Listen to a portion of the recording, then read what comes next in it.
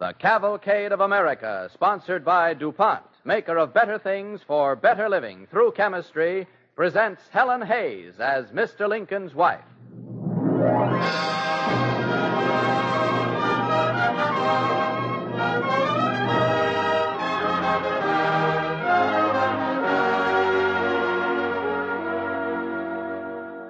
Good evening, ladies and gentlemen. This is the Cavalcade of America, sponsored by DuPont.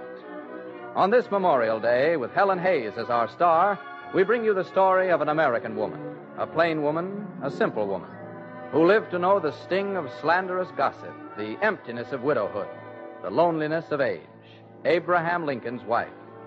Our play, Mr. Lincoln's Wife, by Victor Wolfson, is based on a new biography of the same name by Ann Culver.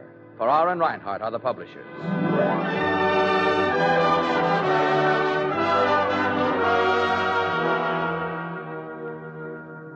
Here's an interesting news item from the field of chemistry about the nylon that used to make stockings. Perhaps you already know that nylon monofilament is replacing silk in surgical sutures and many other vital war needs. Now, many life rafts for flyers forced down at sea are supplied with nylon fishing lines. And now, DuPont Company presents Helen Hayes as Mr. Lincoln's wife.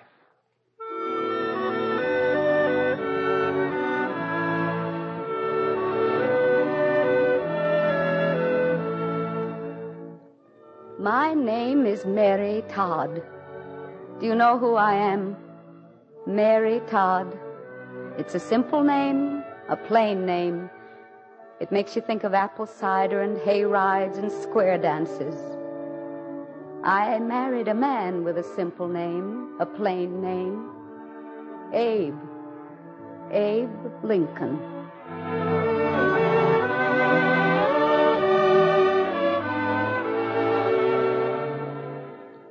On November the 5th, 1860, I was a housewife.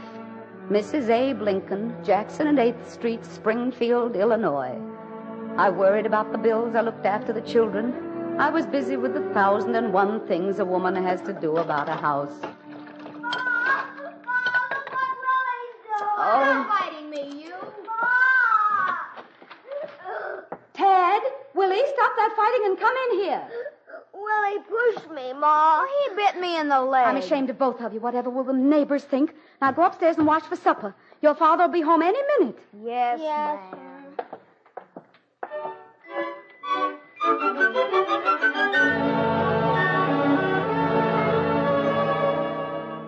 That's the way it was most days. Just a small-town housewife. But suddenly, one day, everything changed. Imagine my little cousin Mary Todd, the first lady of the land, as they say. If Abe wins the election, that is. My sister Mary, the wife of the president if he wins. Do you know what that'll make me, Lizzie? The sister-in-law of the president of the United States. Heavens to Betsy. And I'll be the president's cousin by marriage. Oh, why in the world am I talking to you when I should be down at the hotel watching the election returns come in? Look, they're posting some more figures in the Pennsylvania column. 420 more for honesty. 420. Oh, did you ever see such a crowd in this lobby? All Springfield turned out. Please stop pushing me. Oh, good evening, Lizzie. Where's Mary? Oh, she's home, poor worn-out thing, trying to get the boys to sleep.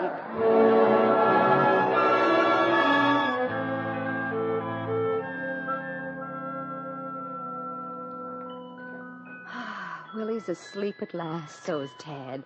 What a day you've had, Mary. I don't see how you can stand this waiting. It'll all be over soon, Emily. We'll know one way or another before long. Come, let's go downstairs. Careful not to step on that loose board. Emily. Mommy. Oh. Shh, Taddy. Go to sleep. You'll wake Willie. I can't sleep either, Ma. Is Pa president yet? Mary! It's Lizzie. Lizzie, what is it? I've run all the way from the hotel. It's bad news, I know it. Let me catch my breath. For pity's sake, tell me. What's that? A parade. They're bringing Abe home with the brass band. Mary, he's the new president. The new president. Emily, I knew it would happen. The minute I set eyes on him 18 years ago, I knew it. People whispered about me behind my back when I said it. But just you wait, I used to say. And I was right, Emily, I was right. Yes, Mary. Come and sit down. You're worn out. No, I'm all right. Emily, don't stare at me like that.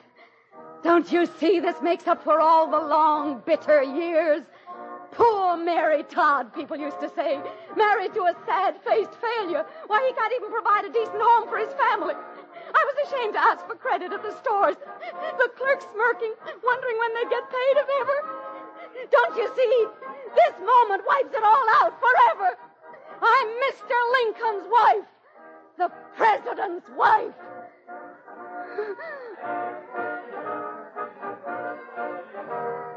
I'll open the door. I'll welcome the new president home.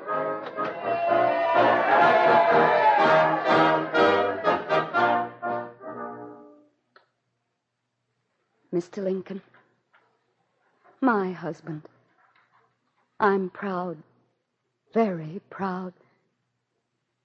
Come, I have some hot cocoa on the stove for you. You must be tired.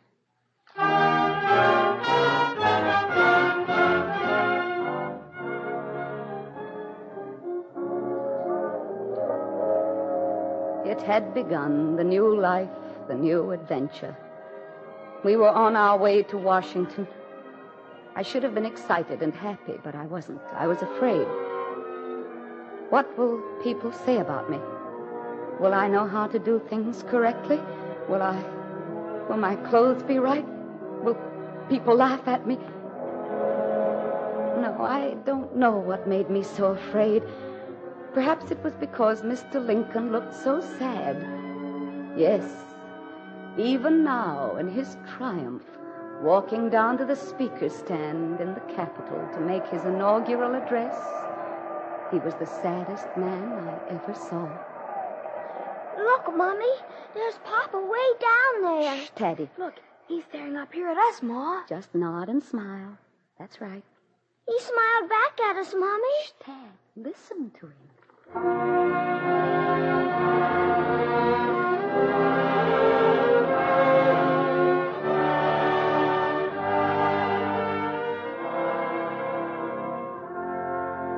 That evening, we attended the inaugural ball. There was laughter, music, dancing, yes. But there was something else, too. It stood in the doorways. It moved beneath the great chandeliers. It was present everywhere. Suspicion. I could feel it around me. Wherever I looked, I saw enemies dancing together, laughing.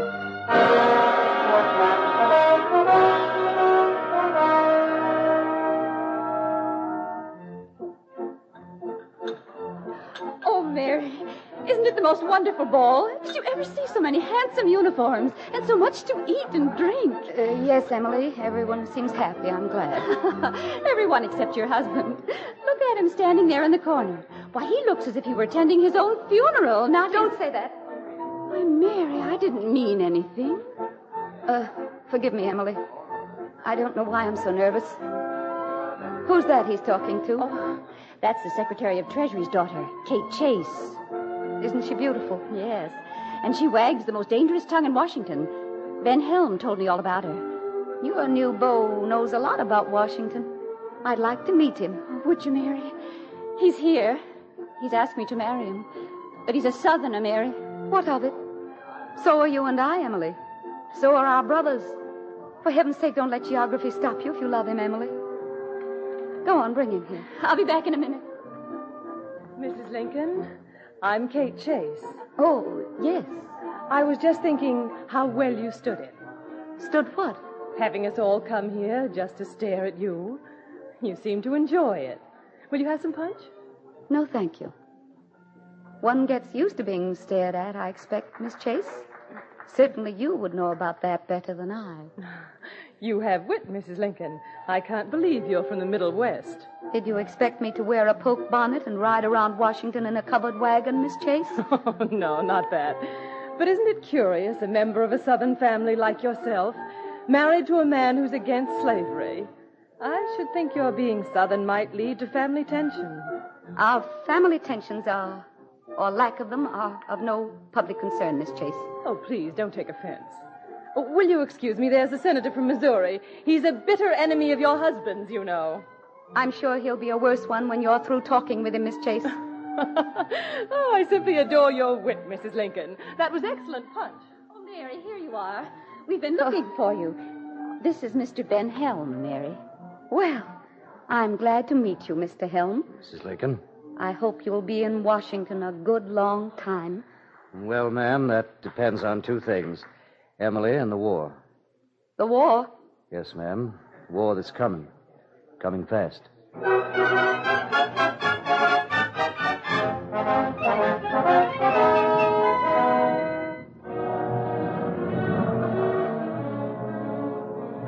It was true. The war did come. They fired on Fort Sumter. Civil War. I sat in my room holding back the old unknown fears. Yes? Who is it? It's me, Emily. Emily. Emily. Ben. Oh, when did you get back? Come in. I'm so glad to see you. We came right from the station, Mary. We cut the honeymoon short. Ben, what are you going to do now? You've had years at West Point. You should apply for a commission. We need men like you, Ben. I was offered a commission, Mary. I refused it. I'm going back home, Mary. I'm a Southerner. I couldn't fight my own people. I understand, Ben. And you, Emily, you're going with him, of course? Yes, Mary. I shall miss you both very much. It'll be lonely for me here in Washington. Goodbye, Mary. Goodbye, my dear. Good luck, Ben.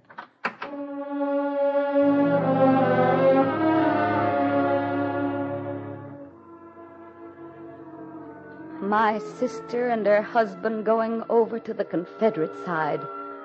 What would Kate Chase say now? What would the rumors be now?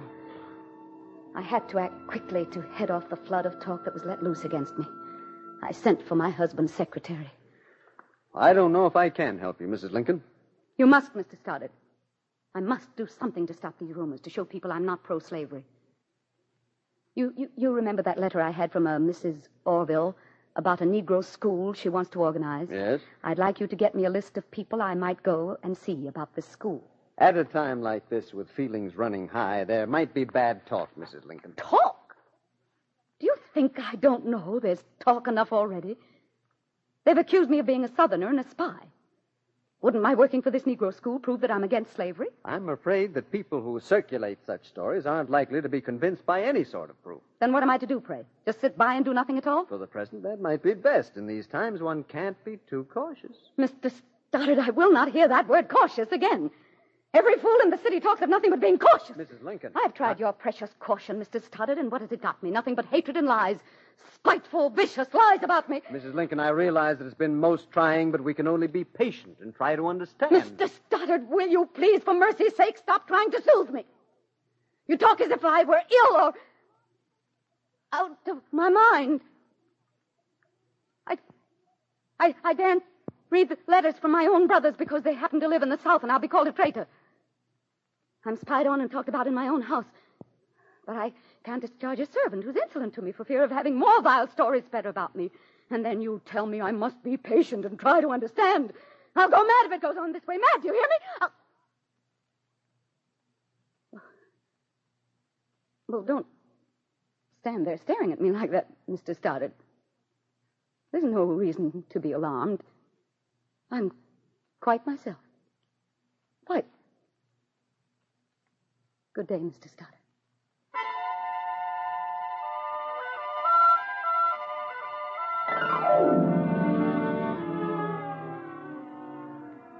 You are listening to Helen Hayes as Mr. Lincoln's wife on the Cavalcade of America, sponsored by DuPont. As our play continues, Mary Todd Lincoln finds herself in the White House alone, without friends. The Civil War is reaching its climax.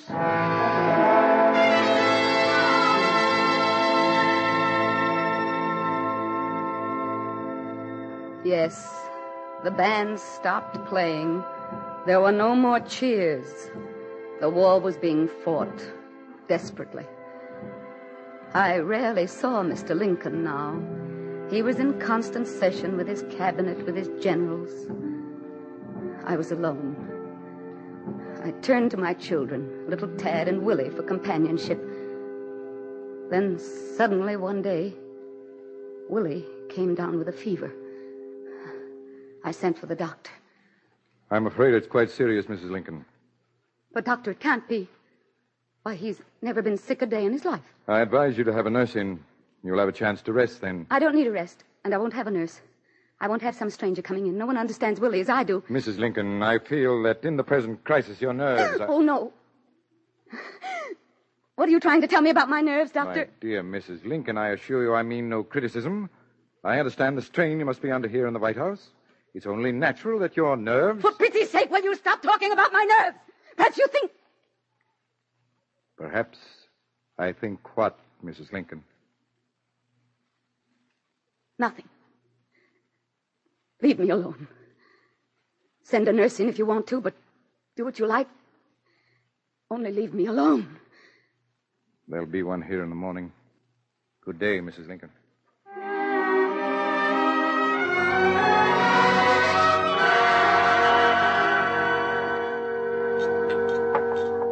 Mrs. Lincoln, if you don't stop pacing up and down, I'm afraid you'll have to leave the room. Nurse, are you ordering me out of my own son's room? You know the doctor's instructions. Your son must have quiet. And do you think that will save him? I don't know. We can only wait. Wait? You tell me to wait when my son is dying? Mrs. Lincoln, please. Mom. No, you mustn't go near him, Mrs. Lincoln. Let go of my arm, you hear? Mrs. Lincoln, you mad? Mom, it's so hot in here. It's the fever, my darling. Try to lie still. Don't toss about so. Ma, will I get well soon? Yes, of course. Very soon. Ma. Yes, dear. I don't think I will get well. Oh, don't say that, darling. You must get well. You will get well. Please, get well. Willie, please.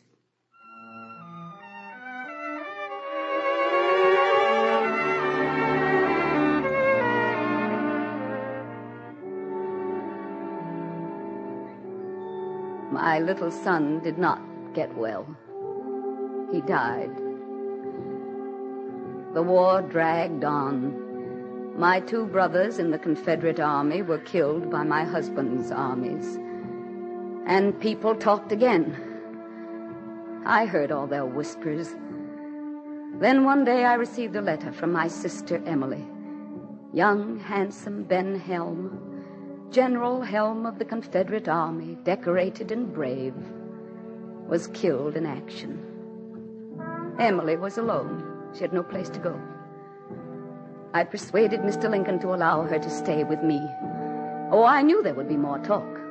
The wife of a Southern general living in the White House. But she was my sister. I sat in my room waiting for her to arrive. Who is it? It's me, Emily. Yes, it's me. You can open the door wider, Mary. Emily. Oh, Emily. Mary, how you've changed. Are you ill? You look so strange. No. But, Emily, I've been dying to tell someone. Wait, I'll lock the door. You did lock the door when I came in. Oh, yes. I began to forget things. Emily, I want to tell you a secret. You're the only person I dare tell it to. Yes. Tell me, Mary. Come, move your chair closer. What is it, Mary? Emily, sometimes at night. Yes? Go on. Sometimes at night, I hear voices. Mary, what are you talking about? Yes, I hear them calling to me at night. Willie and Ben Helm. Mary! Yes, speaking just like they were in this room with me. That's why I locked the door, Emily. I don't want anyone else to know they're here. No, you mustn't look so afraid, Emily. I was afraid at first. But after a while, it's pleasant sitting here in the rocker talking to them. You mustn't let anyone know my secret, Emily. You won't tell anyone, Emily, will you? No. No, Mary, I won't. Oh, Mary.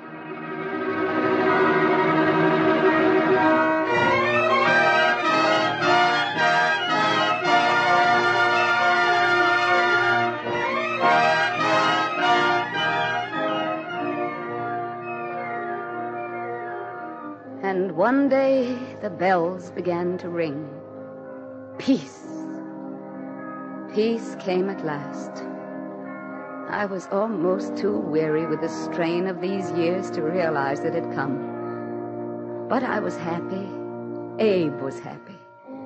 We had both grown so old in these few years. But it was over now. Peace, peace. On the Friday before Easter, Good Friday, I persuaded Abe to go to the theater. I was getting dressed. Will you be wearing this black dress, Mrs. Lincoln? Oh, no. Bring the blue lace one, Mrs. Keckley. This is a real celebration. Mr. Lincoln and I haven't been out together for so long. Where are you going, Mrs. Lincoln? To the theater, Mrs. Keckley. To Ford's Theater.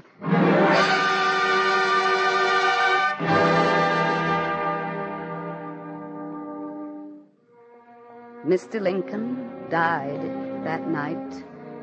Died in my arms. And his voice was added to all the other voices I listened to in the dark safety of night. Mary Todd, widow of the President of the United States. Mary Todd, widow. Alone with the voices I heard in the night. Ma! They're bringing him home, Mary. He's the new president. You're a Southerner, aren't you? You're a spy. You're a Southerner. You're a traitor. We can't trust you. Ma! Then one day I was taken to a courtroom. We have heard the testimony of Dr. Isham and the other witnesses. The verdict of this court is that the defendant is of unsound mind, incapable of handling her property and conducting her affairs. You're mad, Mary Todd. You're mad. The defendant is remitted to Bellevue Sanitarium at Batavia in the state of Illinois in accordance with arrangements to be made by her family. Case dismissed. Dismissed. Dismissed out of this life. Dismissed into an asylum. Widow of the great president.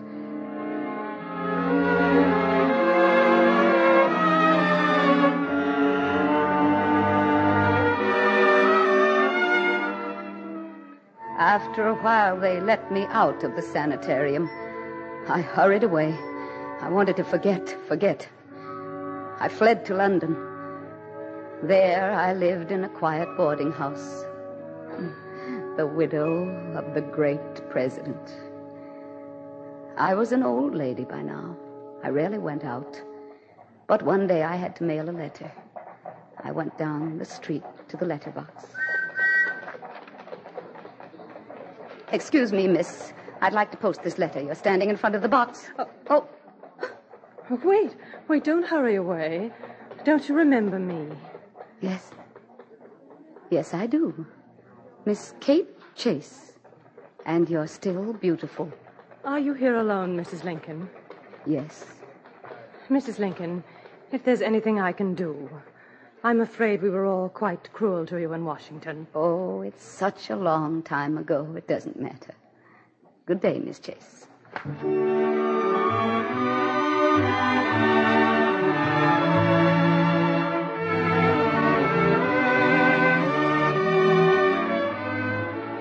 No, even meeting Kate Chase didn't matter now. I really must be getting quite old. There was a cablegram for me on the bureau from Emily. She begged me to come back to America. I cried with joy. I was wanted. Emily wanted me. I was going home. I was going home at last. No longer afraid of my memories. No longer afraid. Here, Robert, don't go so near the railing. No, Mama. Oh, Madame, will you watch them for a moment, please? I go to my stateroom for a sweat there. Yes, of course. Thank you. Come here, Pierre, Robert. I had little boys like you once. Do you know what my name is? No. My name is Mrs. Abraham Lincoln. You know who Abraham Lincoln was, don't you? No, Madame. Don't they tell you about President Lincoln in school? We don't go to school. We live in Paris. Our papa has a tutor for us. He teaches us in French. When you get to America, I expect you'll go back to school. And then you'll learn all about Abraham Lincoln. And you can tell your teacher, Abraham Lincoln's wife, talked to you and told you that he was very fond of little boys. Abraham Lincoln's wife. You won't forget that now, will you? Abraham Lincoln's wife.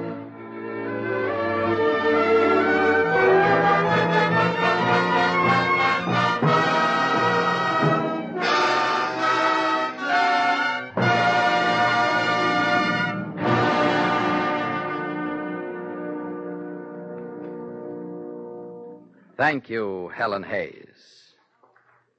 And now, before telling you about next week's Cavalcade, we want to tell you how DuPont engineers and chemists have saved the government of the United States since this war began more than $600 million in the process of manufacturing explosives. In a war that will cost the nation $100 billion during this year alone, $600 million may be a small item. But in a wider sense, the sum of $600 million is anything but a small item. For those saved dollars will buy just so many more tanks and guns and planes, which American production turns out better than any other. The saving breaks down something like this. All military explosives are based on nitric acid. When nitric acid plants had to be built to meet the greatly increased wartime needs for this chemical, they could be built at much less expenditure of critical material, time, and money, for the reason that development work carried on by DuPont since the last war for purely peacetime needs had resulted in greatly improved processes. This saving in money alone has been estimated at $250 million. Similarly, in the manufacture of smokeless powder, TNT, and Tetril, improvements in manufacturing processes have resulted in great increases in the capacity of the existing plants. This has made unnecessary the construction of additional units originally regarded as essential to meet military requirements. The additional plants, which now don't have to be built, would have cost some $380 million. These figures represent only the money saving, what we are individually and collectively in pocket as a result of improved engineering and chemical knowledge. Of even greater importance is the saving in critical materials, man-hours, and time, which are now released to speed victory in other ways. Every dollar saved is just one more dollar that can fight. We think you will be interested to learn of this $600 million saving by the men and women who are responsible in peacetime for DuPont's better things for better living through chemistry. Pinky was a good soldier, eager to be going overseas at last, and the two women on the train were friendly, interested, sincerely patriotic. None of them intended to do the thing they did, but information is like a chain, and the walls have ears. Listen next week when DuPont presents Everett Sloan in an exciting spy story by the noted mystery writer Mignon Eberhard. Be with us next week when Cavalcade presents Everett Sloan in The Enemy is Listening, especially written for this program by Mignon Eberhard. The special musical score was by Arden Cornwall. Cavalcade is pleased to inform its audience that Helen Hayes will soon be seen in the star-studded motion picture Stage Door Canteen. This is Clayton Collier sending best wishes from Cavalcade's sponsor, the DuPont Company of Wilmington, Delaware. Speed Easy, the sensational new DuPont paint, covers wallpaper in one quick coat. Even the name is fast. S-P-E-E-D for speedy results, E-A-S-Y for easy application. Speed Easy. Just thin DuPont Speed Easy with water and apply it right over dingy wallpaper or any interior wall surface. It's dry in an hour. Costs less than $3 per room. See the soft, lovely Speed Easy colors at your DuPont paint dealer store tomorrow. This program came to you from New York. This is the National Broadcasting Company.